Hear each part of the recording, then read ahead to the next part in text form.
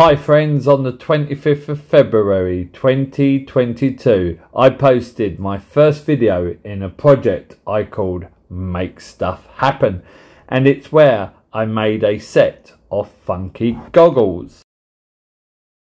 I managed to produce a total of 13 videos in 15 weeks. The process of documenting some of my makes and the thoughts behind them has been so valuable to my making journey in ways I could not imagine. However, creating this content only came from me actively making stuff and thinking about making.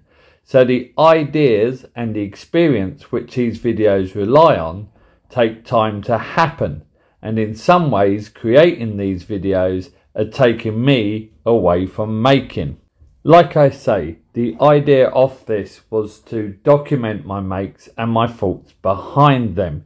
And in some ways, I was talking to myself 2 years ago. But for this to be a successful YouTube channel, the time I spend on the videos would have to increase, particularly time in promoting and building an audience. And the content would have to change to appeal to a wider audience. I'm not comfortable with this direction. Things I'm taking away from this project. It's a workspace, not a workshop. I feel sometimes we see the 100 square meter workshop with all the fancy tools and feel that that's what we need to make. But I'm always impressed with what I create in a small space, and I'm always encouraged what I see other people create in a small space as well. Since 2019, I took a huge dive into woodworking, and that reawakened the maker in me.